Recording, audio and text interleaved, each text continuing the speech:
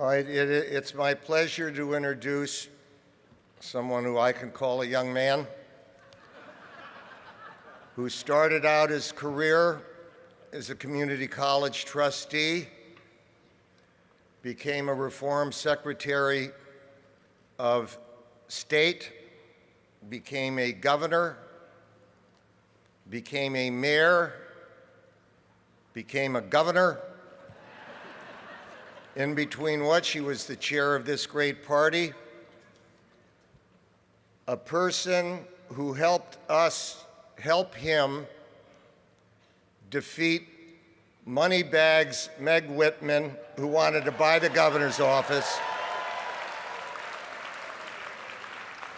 a person who had the courage, I was going to say the wisdom, but I don't know if it was wisdom to get into the mess that we have in the state, but the person that's going to take us out of the mess, a person that's willing to make hard choices, person I've known since a long, long time from Magellan Avenue.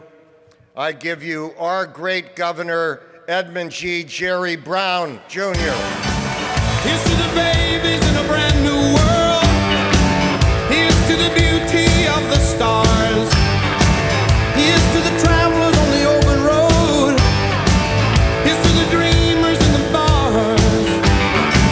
Here's to the teachers in the crowded rooms. Here's to the workers in the fields. Here's to the preachers of the sacred words. Here's to the drivers at the wheel. Here's to you, my love. Okay, thank you, John Burton. And he's probably the only one who knows where Magellan Avenue is.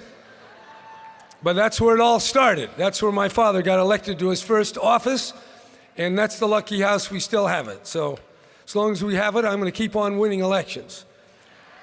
But I want to really thank all of you and thank John Burton for helping me win that election. You did a hell of a job, and you made the difference.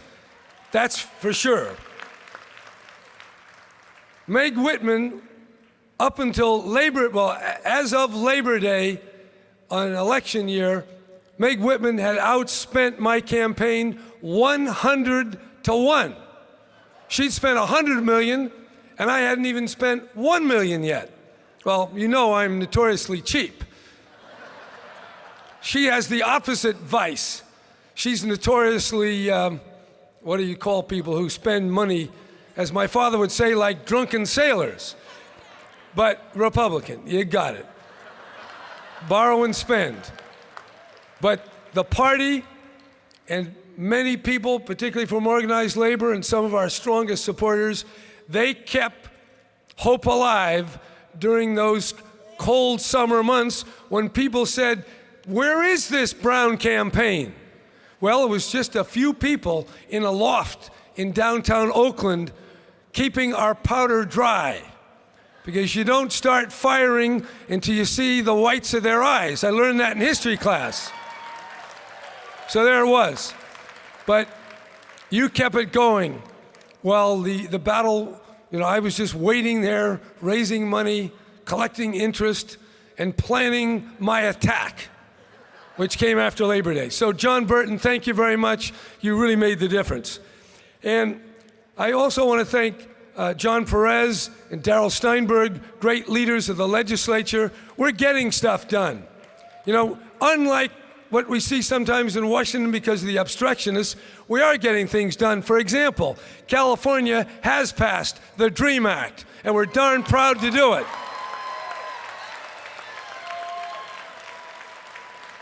In fact, of all the things I've done so far, more people come up to me with real feeling and say, thank you.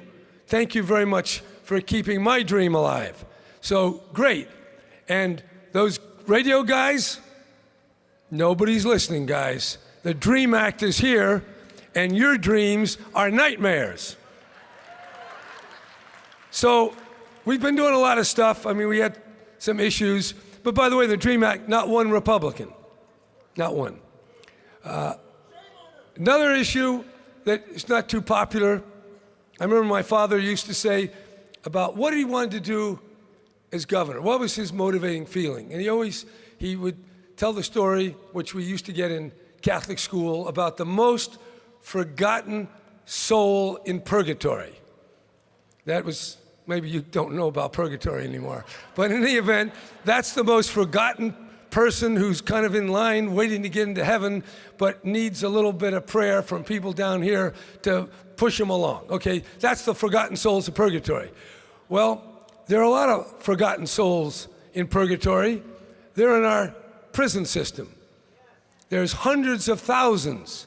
And yesterday, I went to visit Homeboy Industries and spent an hour talking in Los Angeles, Father Gene Boyle, and I spent time talking to lifers who'd been paroled and were now working. And to hear their lives, their experience, I mean, they're powerful. And yes, they are forgotten. They're not, they've had their troubles, they've done their harm.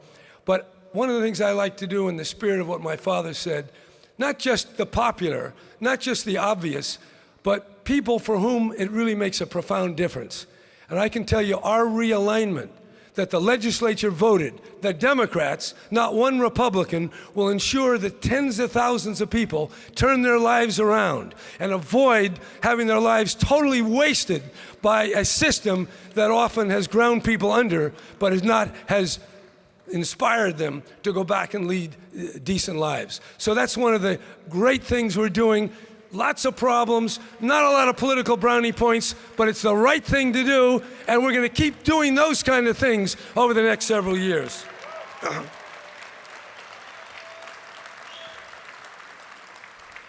Now, when you talk about corrections, you also need to talk about learning and how to get a good start in life. That's education. And this has always been a topic. Everybody goes to school, so everybody thinks they know something about schools, more than teachers who are there every day. Well, that's not true. The people who know about teaching are the people who teach, not the people who don't ever go into a classroom.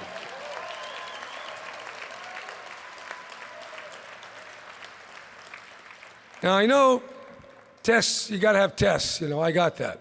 But I gotta just share with you, this whole testing business, it hasn't always been the way it is today. When I was governor in 1977, someone made a proposal, studying it, as they always do before they offer a proposal, the idea that the SAT test would be required as a condition to get into the University of California. That was a new idea back in 1977. It didn't require it before then, and they had a big debate and they had a vote, and it passed 13 to 12. 13 to 12, I was on the 12, because I didn't think we needed it, because we've been doing it for 100 years, and they added another layer. Well, since that time, tests have become an obsession. Now, a certain amount of tests, good. Accountability, really good. But too much of a good thing becomes a bad. It does. You need a little salt in your system, you get too much, it's bad. You need a little calcium, get too much, not good, okay? That's true of everything. So, but when people get an idea, they just want to keep going over the cliff. So I want to cut back the tests. I want to put the teacher in charge of the schools.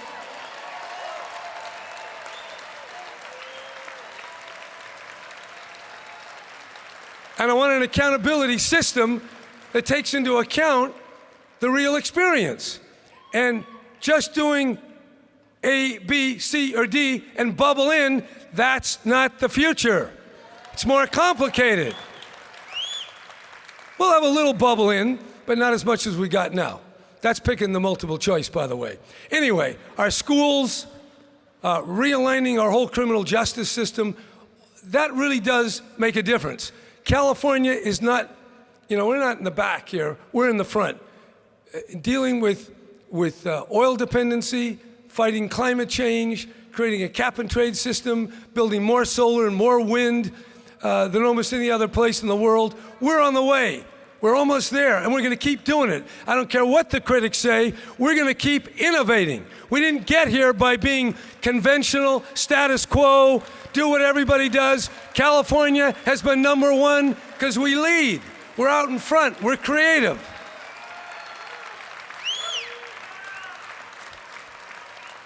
Two nights ago, I went down to the opening of the latest electric car that made by Tesla in Hawthorne, California. And is it powerful? And it's going to be built in Fremont, California.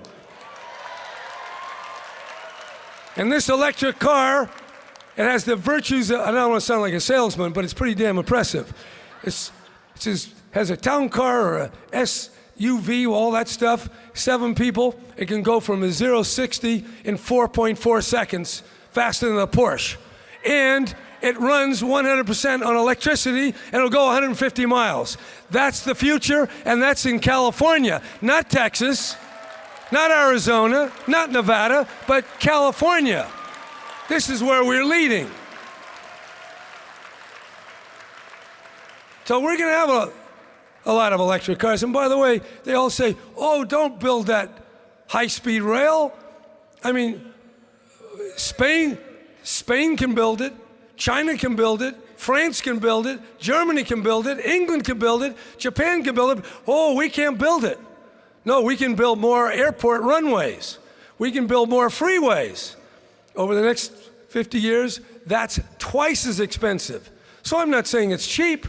I'm just saying it's cheaper than the alternative, and it's a hell of a lot better, and it will make California once again the only place where you can take a high-speed rail up and down the state.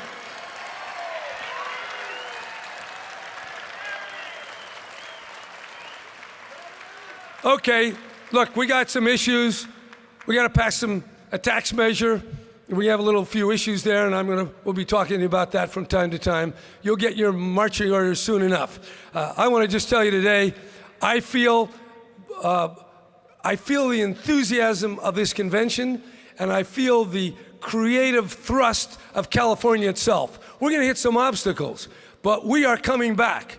Last year, California created jobs faster than the nation as a whole, 245,000 jobs. It's slow, and we got a lot of people out of work, but this has been the history. We've been in trouble before, but if we stick together, if we keep our Democratic majority and we find an occasional Republican to collaborate with, I mean, we're going to get it done. We're going to get hopefully, we'll get our 2/3 votes in the legislature. We get our congressional delegation back. We'll elect Dianne Feinstein, and California will keep showing the rest of the world, yeah, this is the gold mountain that drew Chinese immigrants in the 1848 to come and build their fortune. And the fortune now is not just coming out of the Sierras, it's coming out of the mind of every child and every man and every woman in California as we support them with a great education system, with a system that's fair, and we really get attacking this growing inequality that is absolutely undermining and corroding our country. So let's do it. Let's go for it. California Democrats, we're back. We're going to keep going, and we're going to win this election at every level that we can. Thank you very much. Thank you. Thank you. Here's to the babies in a brand new world. Here's to the beauty of the stars. Here's to the travelers on the open road. Here's to the dreamers in the bars. Here's to the teachers in the crowded rooms. Here's to the workers in the fields. When is the last time a governor or candidate for governor actually came in under their time limit making a speech? How about that guy, huh? Cheap with money and cheap with words, but long on getting stuff done. There's a couple things. Last night, several of us had a chance to hear from a man named Van Jones, whose organization, Rebuild the Dream. And he made a couple comments that I'll share with you, and then we can move on. But one, he said how when he grew up, he never knew a public employee, never even heard of a public employee. He said he heard of teachers and nurses and firefighters and cops and people that the community looked up to, but he never heard of a public employee. And he never thought he'd live to see the day that people would be attacking the people that as a young man, he and his family and his neighbors looked up to. And that's what we've come to with the Tea Party and the New Republicans, where they take the people that they aren't public employees, they're public servants. They serve us, they make things happen for us, and they're not the villains in what's going on in our economy or anywhere else. So they ought to recognize that. And I'd like to make one announcement. There'll be people outside with some petitions that, as you may know, Unite Here, which is the union that takes care of the people that work in our hotels and in our restaurants and don't work for a hell of a lot of money, but they do all of the work, including the ones that are cleaning your rooms here as we speak. And they're having a national problem with the Hyatt change, and they're asking us to join with them to just sign a petition saying until the Hyatt Corporation joins in bargains in good faith collectively with their workers that we're not going to stay there, we're not going to eat there, we're not going to sleep there, or whatever it is. And for those of you at the Hyatt here in San Diego, you're all right. They haven't hit the boycott list as of yet, but I would encourage you to sign, because the only way that union workers have a chance against big corporations, especially semi-skilled and unskilled ones, is when they're able to hurt the corporation in the pocketbook. All right, it has been a great and surprisingly on-time morning. We are breaking for lunch. There's those of you that are going to the luncheon with Senator Feinstein. That should start a little bit after noon. We will reconvene at 1:30, where we'll hear from Senator Steinberg, Treasurer Lockyer, DNC Secretary Alice Germain, Gavin Newsom, the hero of the moment against the banks and the thieves, Kamala Harris,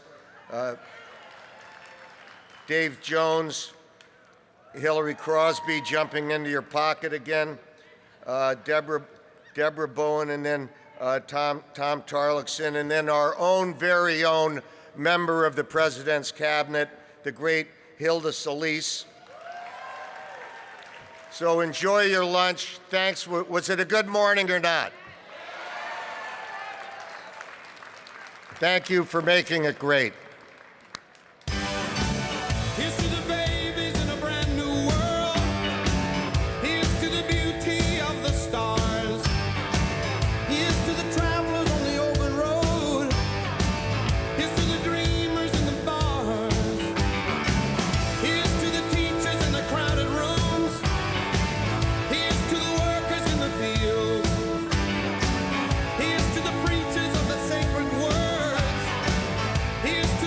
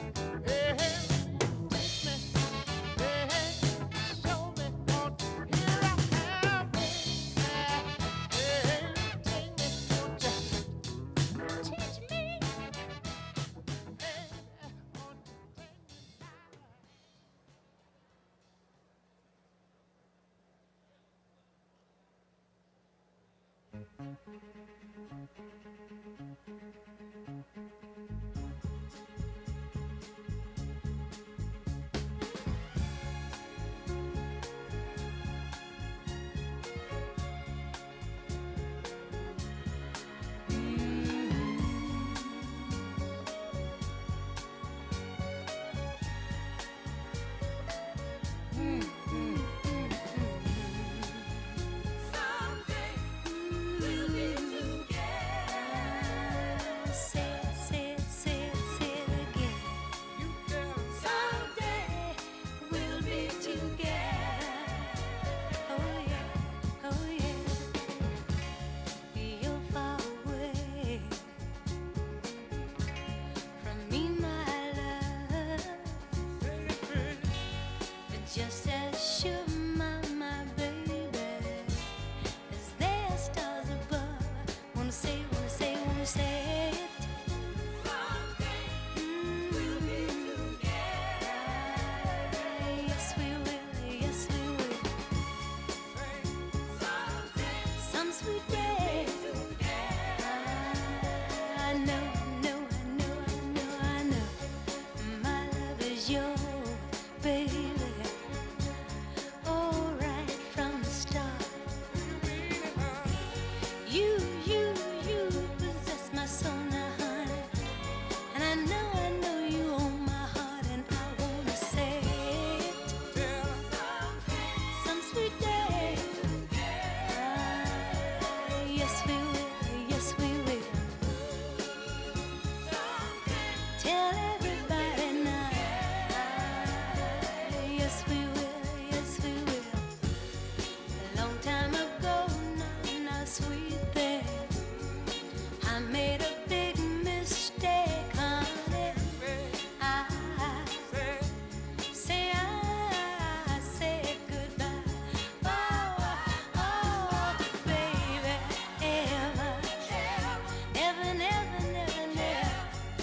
ever since that day, now, all I wanna do, is cry.